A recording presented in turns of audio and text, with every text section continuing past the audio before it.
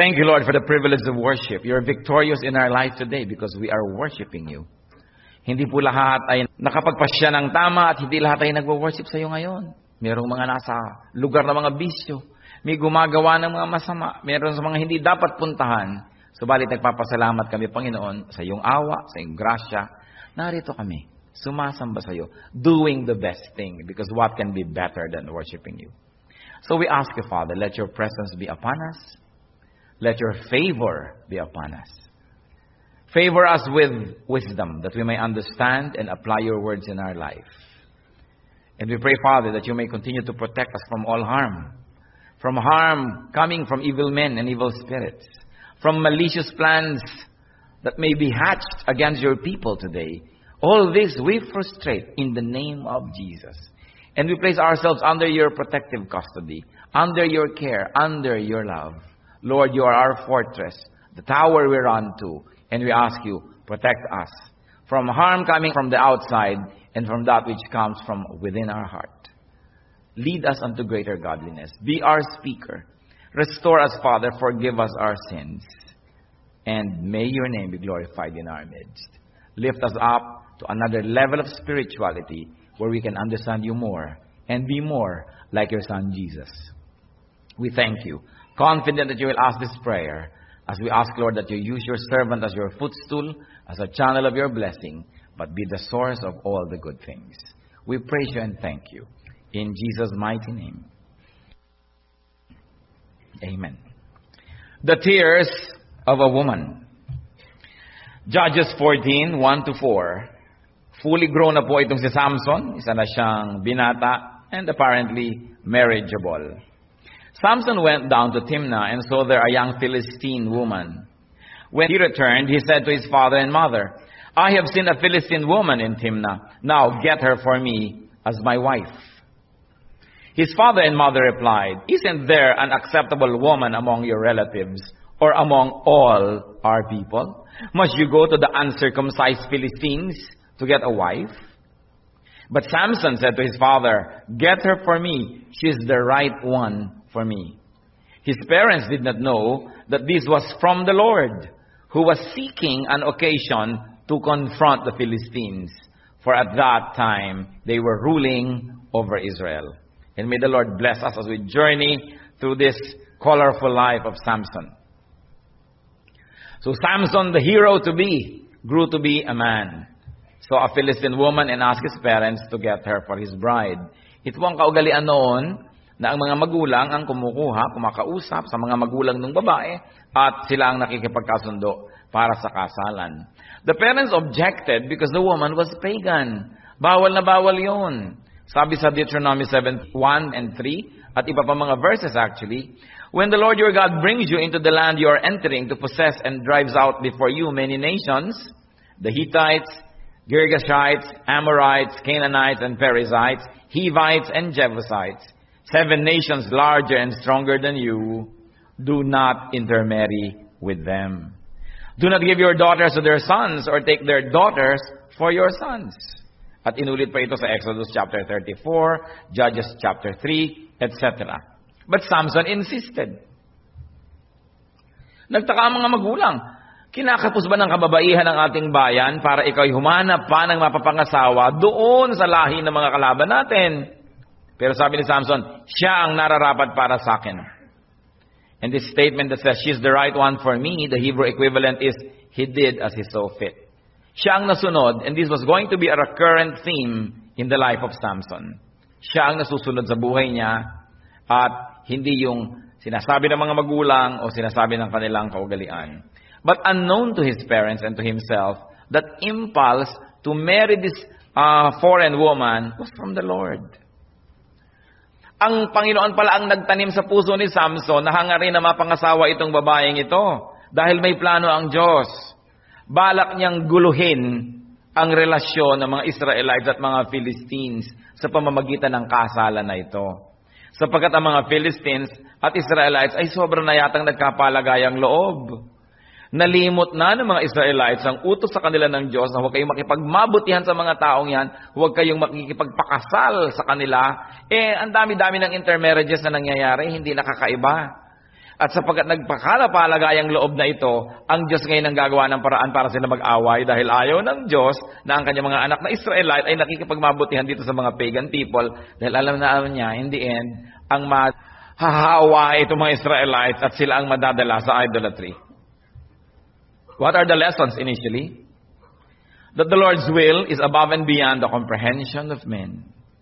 That the Lord's will is beyond His own natural decrees or situational law and decrees. Merong ipinagbabawal ang Panginoon na huwag kayong makikipagbabutihan, huwag magpapakasal sa lahing yan. Pero bakit siya ang naglagay kay Samson noong hangarin na magpakasal? Dahil merong i-accomplish ang Panginoon na isang very specific mission, a very, very noble aim that was higher than his prohibition. So the Lord caused Samson to want the woman for his bride. Alam niya naman ng Panginoon, may sariling isip. Sabi niya sa Isaiah 55:8, "For my thoughts are not your thoughts, neither are your ways my way." So on special cases, God may override and direct man's free will. And God may even, on some occasions, contradict Himself. And why not? Siya naman yung Diyos. Nakita po natin dito, ipinagbabawal yung mag-asawa yung mga Israelites with this lahi. Pero siya pa ang naglagay kay Samson ng pagkahangad na mapangasawa yung babaeng yun. Kasi may mas mataas siyang layunin. Alam natin na yung mga spies ng Israel nung lumipat sa kabilang lupain, pinahahabol ng hari, itinago nitong isang babae. Nagsinungaling pa nga yung babae sa sarili niyang mga kababayan. Wala rito, samantalang tinabunan niya ng mga kung ano para huwag makita. Anong nakita natin? Pinagpala pa ng Diyos yung babae. Yung mga kamadrona na mga Hebrew women, tinawag ng Pharaoh. Yung mga kababayan nyo, sobrang dami na ang inianak. Nakakatakot na kayo, overpopulated na kayo, baka nyo kami labanan. So pag may kababayan kayo ng anak ng lalaki, patayin nyo, ha? Opo, sabi ng mga kamadrona. Hindi naman sinunod, ang dami parang ipinanganak na lalaki at nabuhay. Ipinatawag ng Pharaoh. Akala ko may usapan tayong papatayin nyo yung mga bata pag lalaki, ano di nyo pinapatay? Sabi ng mga kumadrona, kasi malulusog ang mga babaeng Israelite. Pagdating namin, nagja-jack and point na ang mga tang ipinanganak. Ipanganak na, buhay na, paano pa namin sasabihin at pipisilid ang ilong at sasabihin, ay patay ang bata, nag-uuuha na. Nagsinungaling na naman sila. Ano na naman ang nangyari? Ang sabi sa Bible, and God blessed them, they had their own husbands and families. Pero yan kasi, ang God ang gumawa ng batas, siya ang pwedeng gumawa ng exception. Tayong tao na hindi gumagawa nun, wala tayong karapatan na gumawa ng exception dyan. Because God has a higher cost than His technical law in some instances. At nakita natin yan, operational na naman sa buhay nitong si Samson. Daniel 4:17, the Most High is sovereign over the kingdoms of men. So sino ang makakapagtanong sa Diyos kung yun ang gusto niyang gawin? Kaya ang lesson po din natin dito, mga kapatid, do not be too fundamental. Do not be too dogmatic. Even God bends His own rules for a higher cause. Kaya huwag tayo masyado namang bukis na bukis. Kasi sometimes sobrang bukis ang pagtingin natin sa ating pananampalataya, sa Bible, na sa pag-i-implement natin, actually, nasakta na yung mga tao na dapat sana ay gumaling. Lumala na ang problema na dapat sana ay nalutas dahil sobrang nagiging bookish. And sometimes we have poor scholarship. Akala natin ganun yung sinasabi ng Bible, ganun yung interpretation. Paano natin malalaman na medyo mali yata at questionable ang ating interpretasyon at pagbasa dyan? Kung ang nagiging bunga na ay oppression to the people who obey the Word of God rather than liberation. Na nangyayari na yun, nakasama na sa kanila at ang hirap-hirap na nangyayari sa buhay nila sa pagsunod lang technically, no, to the Word that was written there. Kaya humihingi tayo ng wisdom sa Holy Spirit. Paano i-apply? Lalo pa nga, pag nagmumukhang yung literal application will contradict the very Spirit of God. So complex matter, yung pagtingin sa interpretation of Scripture. Salamat na lang, konting-konting mga bagay lang ang dapat dumating at pwedeng dumating sa ganong uri ng kalituhan ng mga tao. Because nearly everything else is very clear and very explicit. But do not be too dogmatic, especially about your own interpretation. Because your interpretation doesn't necessarily mean that it is what the Bible means. So pag nagiging oppressive tayo, nakakapang-api na tayo, hindi na tayo nakakapagpagaling ng mga sakit ng mga tao, dapat tayo mag-isip, tama ba ang pag-a-apply ko ng Word of God? Another lesson we can learn is that when God's people do not wage war against God's enemy, God can stir up trouble to put His people at war. O halimbawa, may kalaguyo kayo. Sobrang na kayo nagkapalagayan ng loob, nagkahulihan ng loob, at nahulog ang loob. No? Ano nangyayari? Kung kayo ay anak ng Diyos, ang Diyos na ngayon ang pwedeng lumikha ng gulo para magkaroon kayo ng misunderstanding, para kayo magkaroon ng away, at nang mapahiwalay ka, dahil kahit napanatag na ang loob mo sa Kanya, ay ayaw pa rin ng Panginoon na patuloy kang mabubuhay sa kasalanan. Kaya kung meron na tayong halimbawang partnership with evil, partnership with sin and sinners, partnership with a sinful enterprise, tapos nakikita natin things are beginning to go wrong, it can be the hand of God. Kasi kung sobrang ng peaceful ang relationship with the enemy, tulad ng kay Samson, pwedeng guluhin niya ng Diyos para mapilitan kang umalis doon. When you make peace with sinners, when you befriend sinners or partner with sinners, God can cause trouble between you and the partner to extract you from the unholy alliance. Kaya even that should be thank God for. Dapat we should be thankful for that. Na things are going wrong, pero sasabihin mo, but to begin with, hindi naman talaga ako dapat nakikipag-partner sa mga ito. So, Diyos na marahil lang kumikilos talaga dahil kung ako lang ang masusunod ay hindi ko naiibahin pa ang aming magandang pagpapalagayan. Kaya importanteng sensitive tayo to events. Judges 14:5-9, as we keep on reading. Samson went down to Timnah together with his father and mother. As they approached the vineyards of Timnah, suddenly a young lion came roaring toward him. The Spirit of the Lord came upon him in power, so that he tore the lion apart with his bare hands, as he might have torn a young goat. But he told neither his father nor his mother what he had done. Then he went down and talked with the woman, and he liked her. Some time later, when he went back to marry her, he turned aside to look at the lion's carcass. In it was a swarm of bees and some honey, which he scooped out with his hands and ate as he went along. When he joined his parents, he gave them some, and they too ate it. But he did not tell them that he had taken the honey from the lion's carcass. Hindi pa si Delilah ang pinag-uusapan natin. Ibang babae ito. Mamaya pa, susulpot si Delilah sa storya. So, namanhika na sila Samson, and on the way, Samson was attacked by a lion. Apparently, hindi sila lagi magkadikit doon sa kanilang paglalakbay patungo doon sa bayan ng babae, dahil nung inattack si Samson ng leon, hindi naalaman ng kanyang mga magulang.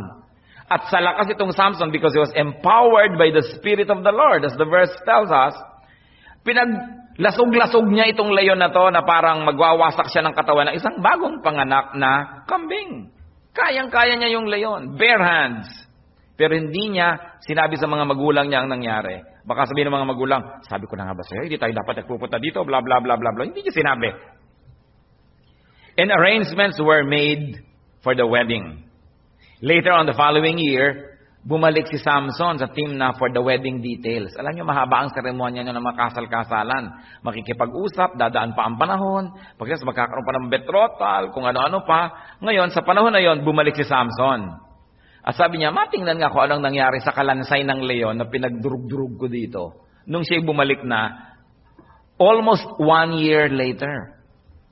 So, ininspeksyon niya yung kalansay ng leon at nakita niya na doon sa pagitan ng mga buto, may tumira ng mga bubuyog at gumawa ng bahay doon at may naipon na sila ng mga pulot-pokyutan. There was already honey and there was a honeycomb.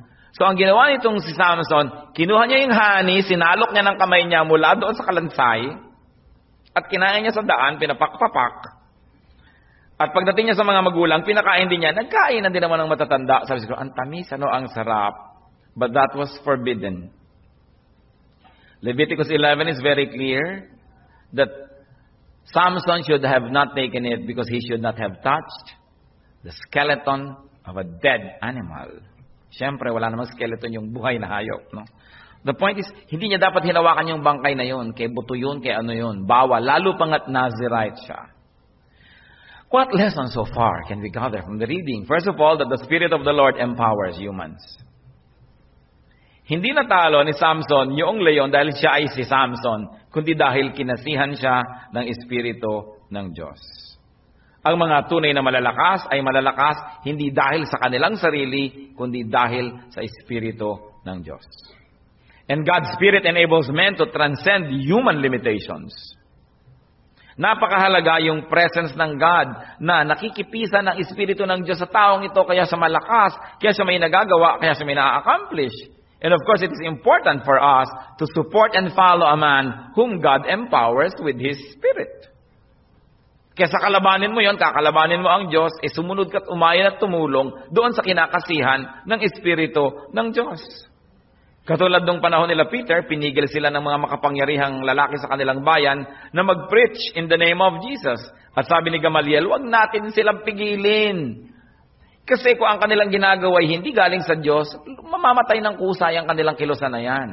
Pero kung ang ginagawa nila ay galing sa Diyos, sabi niya, tayo ngayon ang kakalaban sa Diyos mismo. Dahil kinakalaban natin yung ginagamit niyang mga taong yan. Kaya Huwag nating salungatin because we might find ourselves fighting God Himself.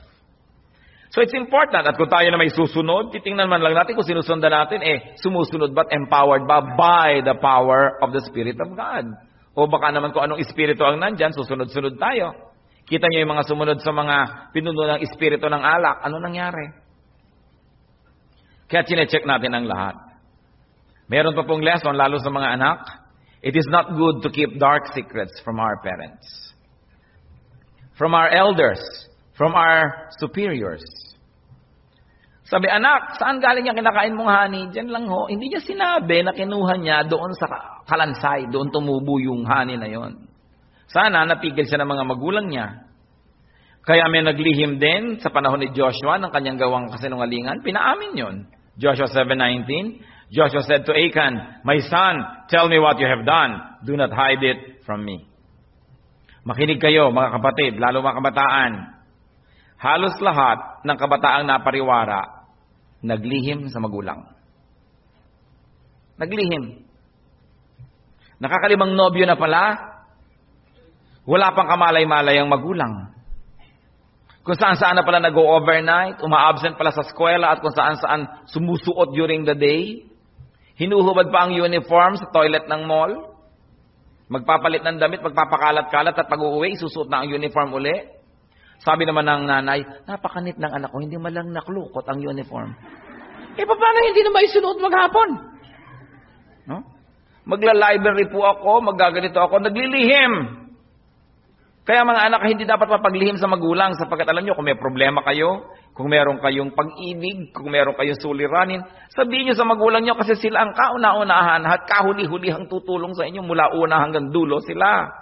Hindi yung pag ang laki-laki na ng problema at saka palang sasabihin sa magulang, nanay, pregnant po ako. Ha? Gano'ng katagal na? 10 months na po. Hindi ko na halata. Kung kailan huling-huli na at saka palang sasabihin.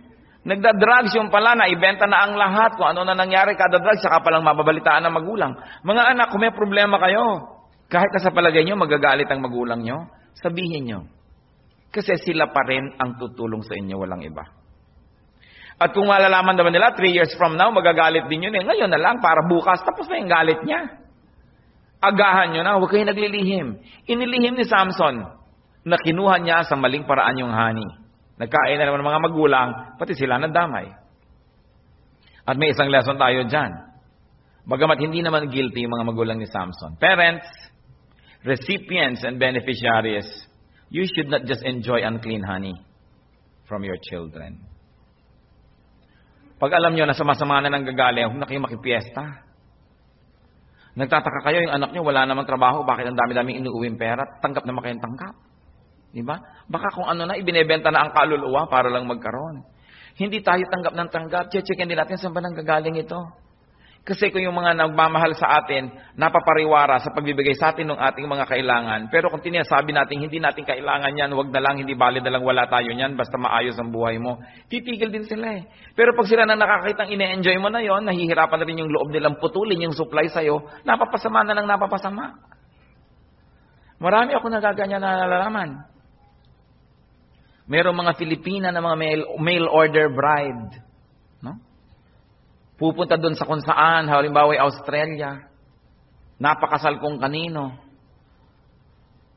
Isang buwan lang pala siyang naging asawa ng pinakasalan. Pagkatapos ng isang buwan, ibinenta na kung kani-kaninong lalaki. Napasama na lang napasama. Hindi na ngayon makauwi ang Pilipina dahil panay na ang padala ng mga kamag-anak ng drawing ng paa. Panay na ang hingi ng mga pabango at kung ano-ano na. Paano pa siya uuwi sa barangay nilang Bigo? So napapariwara at napaparsubo na doon dahil sa mga kamag-anak na gustong mag-enjoy ng dirty honey.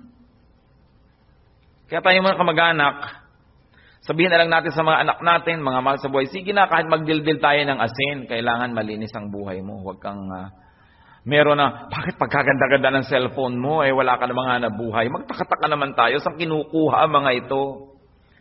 Sapagkat yung materialism, yung advertising, marami tuloy mga kabataan ng kung ano-ano ng mga himalaan pinagagagawa, makasabay lang sa mga kabarkada. Kung yan ay galing sa masama, galing sa marumi, huwag nating enjoyin. At ipakita natin, nire-reject natin yan. So that they will be encouraged to live upright lives. Although we may be wanting in some areas of our life, but our spirit is one with the Lord. At pag ganun tayo, gaano katagal yan, darating din ang blessing ng Panginoon. Ikinalulungkot ko talaga na napakaraming mga magulang din ang sila na yung nagtutulak sa anak nila para mapasama. Meron pa akong kilala, magandang bata, abay pinipilit ng ina na mag-prostitute. Yung ina ang pumipilit. Ibig-ibig kong barilin sa luneta. Itong inang ito.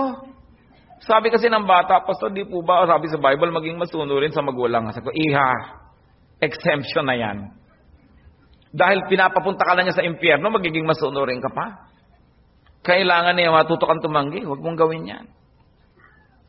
Honey that came from a carcass eaten by parents. Sisiyasatin natin yan.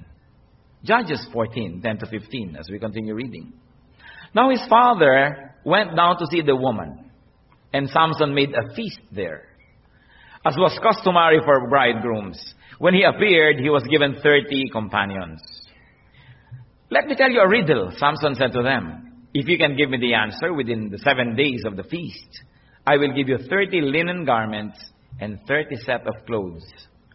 If you can't tell me the answer, you must give me 30 linen garments and 30 sets of clothes. Tell us your riddle, they said. Let's hear it. He replied, out of the eater, something to eat. Out of the strong, something sweet. For 3 days, they could not give the answer. On the 4th day, they said to Samson's wife, coax your husband into explaining the riddle for us, or we will burn you and your father's household to death. Did you invite us here to rob us? Yan. Bilang kasama doon sa pista ng kasalan, si Samson ay nagbigay ng handaan na 7 araw ang itinagal. Ang mga Philistines, binigyan siya ng kasamang 30 lalaki, as was the custom, at sila yung nadun 7 araw na nagpipista. Marahil, itong si Samson ay nakiinom-inom, nakitikim-tikim, ng konti-konti lang, at nung malagihay na siya at amoy chiko, nakipaglaro na, at nagbugtong. Sabi, magbubugtong ako sa inyo, pag nasagot nyo, bibigyan ko kayo ng 30 set ng damit. Pag di nyo nasagot, ako bibigyan nyo. Ito mga usapang lasing hindi ba? So Samson gave a riddle. Alam niyo na ba yung sagot sa riddle? Out of the eater, something to eat. Out of the strong, something sweet. Matatapos na ang deadline, hindi pa masagot ng mga lalaki, so nakikutsaba sa kanilang kababayang babae na magiging asawa ni Samson. Yan ang problema ko, mapapangasawa mo, mas loyal sa tribo niya kaysa sa'yo. Kasi taga-ibang tribo. Sabi, papatayin ka namin, pati tatay mo, pag hindi mo nakuha yung sagot. Hingin mo, ibigay mo sa amin. And so, ang babae siyempre, gagawa ng paraan. Ever wonder kung bakit ang title ng ating message ay The Tears of a Woman? Judges 14:16-18. Then Samson's wife threw herself on him, sobbing, you hate me. You really don't love me. You have given my people a riddle, but you haven't told me the answer. Mga tampo-tampo ring. I haven't explained it to my father and mother, he replied. So why should I explain it to you? She cried the whole 7 days of the feast. Sound familiar? So on the 7th day, he finally told her. Because she continued to press him, she in turn explained the riddle to her people. Before sunset on the 7th day, the men of the town said to him, "What is sweeter than honey? What is stronger than a lion?" Nasagot. Samson said to them, "If you had not plowed with my heifer, you would not have solved my riddle." Yun pong ang heifer, isang batang hayop na hindi dapat ginagamit sa pag-aararo. Sabi ni Samson, kung hindi nyo ginamit ang aking heifer, hindi nyo malalaman ang sagot. He was saying, if you did not misuse my wife, you would have not known the answer. So, nanganib na ngayon na matatalo yung mga Philistine men, nandaya na. At nakipagsabwatan ang babae, nagdrama ang babae, nagtampo kunwari, nagpatulo ng luha ng buhaya. No? Samson, sabi niya, hindi mo ako mahal, bakit hindi mo ibinibigay sa akin yung sagot? Sabi naman ni Samson, sa parents ko nga, hindi ko ina-explain sa'yo pa. Cry me a river ulit ang babae, nadaan naman sa iyak si lalaki, bumigay, hindi natin alam kung sa awa o inis. Pero nakapangyari pa rin ang babaeng marunong magpatulo ng luha. You know, many women have complete control over their lacrimal glands. So of course the woman betrayed Samson and gave the prize answer to her menfolk. The men were able to answer the riddle and won the bet. Samson cried, "Unfair! You plowed with my heifer." So anong lesson, mga kapatid? Do not get entangled with men of unknown reputation. Hindi niya kababayan, hindi niya kapanalig, hindi niya kauri. 7 araw niyang kasama na nagpipiging. Anong mangyayari? Madadamay at madadamay siya. Hindi kayo pwedeng makipag-inuman sa mga tao na hindi kayo madadamay. Hindi kayo pwedeng makipagmabutihan sa kanila, makipag-party at gumimik kasama sila nang di kayo madudungisan. Because they were people of questionable integrity. Psalm 1:1 says, "Blessed is the man who does not walk in the counsel of the wicked, or stand in the way of sinners, or sit in the seat of mockers." Huwag niyo sasabing nakikisama lang ako, nakikitungo lang ako. Yung hindi dapat pakisamahan, hindi dapat pakisamahan. Kung meron tayong dapat pakisamahan, ang Diyos ang dapat nating pakisamahan. At huwag natin siyang tinatalikuran para lang makipagmabutihan tayo sa tao. Another lesson, of course, is do not easily fall for a woman's tears. Lalo't hindi nyo kilala ang babae, hindi nyo alam ang ugali, hindi mo alam ang kanya talagang pagkatao, huwag kayong madaling madala sa kanyang mga paghikayat, sa kanyang mga bulong, mga hikbi, mga pagtatampo-tampo, mga drama, dahil lahat yan ay manipulation. Proverbs 5:3-5, "For the lips of an adulteress drip honey, and her speech is smoother than oil. But in the end, she is as bitter as gall, sharp as a double-edged sword. Her feet go down to death. Her steps lead right to the grave." Ito po ang description sa isang babaeng nagmamanipulate, the adulteress who invites men to her house. Huwag kang makinig.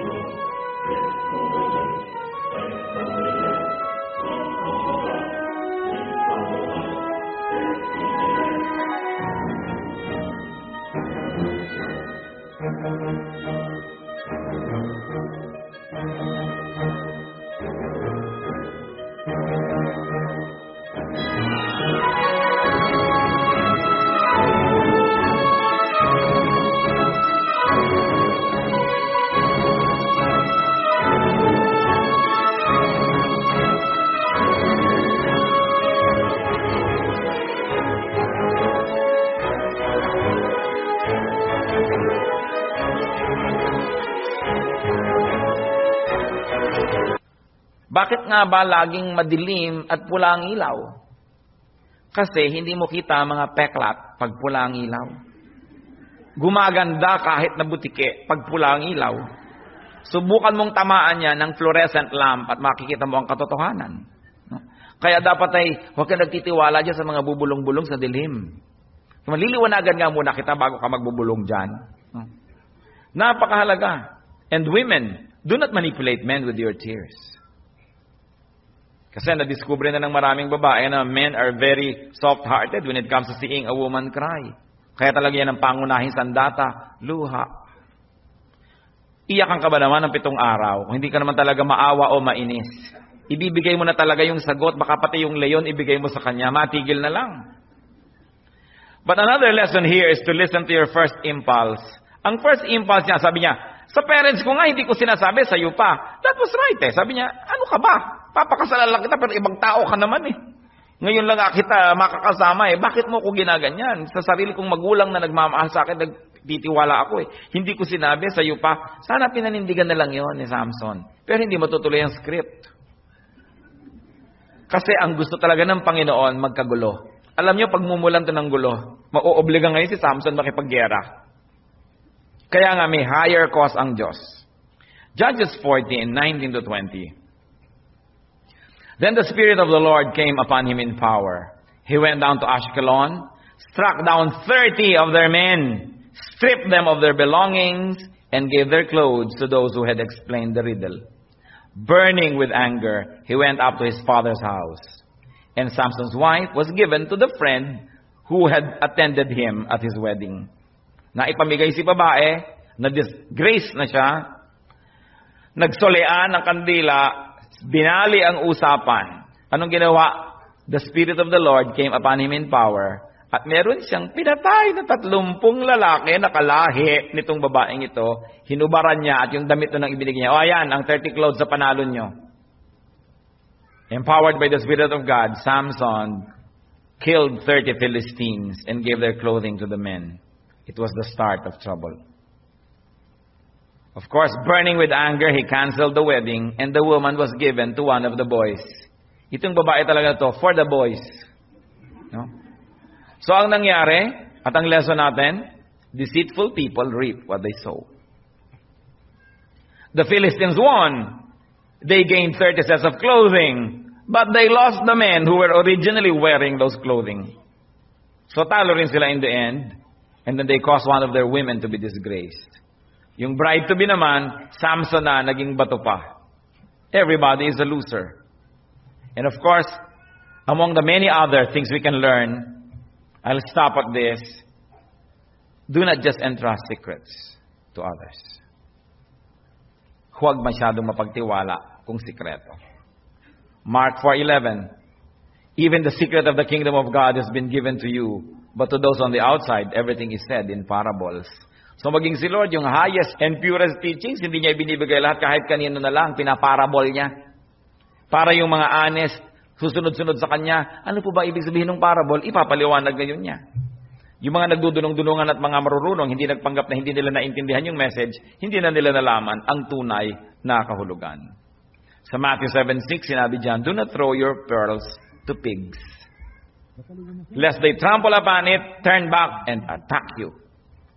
Yung baboy, bigyan mo ng perlas, magagalit, dudurugin niya yung perlas, at kung pwede kanyang susugurin kanya, kasi sa kanya walang kwenta ang perlas. Ang gusto ng baboy ay kaning baboy. So, hindi ka nagbibigay ng matataas na bagay sa mga napakabababang utak. Hindi ka maiintindihan. Hindi ka nagtitiwala kung kanino na lamang. The Bible is full of these examples. Kailangan sinusuri kung sino ang pinagtitiwalaan. Other lessons, of course, that we can learn is that parents should not just give in to their children's ungodly whims. In this case, it's exceptional. It really had to happen because God ordained it. But in ordinary cases, dapat hindi mo sinusunod yung anak kung mali ang gusto. Katulad nun, gusto magpakasal sa ipinagbabawal ng Diyos, sinunod pa rin nila, gulo tuloy nangyari. Proverbs 22:15, folly is bound up in the heart of a child, but the rod of discipline will drive it far from him. Marami raw na mga kahangalan na nasa bata, pero yung pamalo nyo ang maglalayo sa kanya sa mga kahangalan na yun. Kailangan merong disiplina.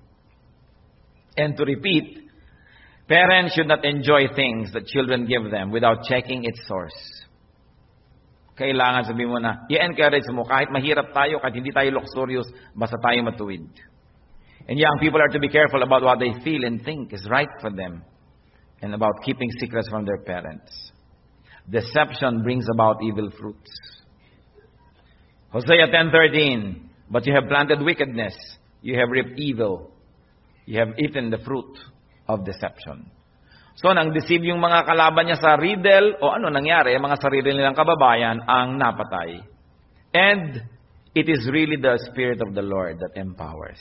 Not by might, nor by power, but by my Spirit, says the Lord.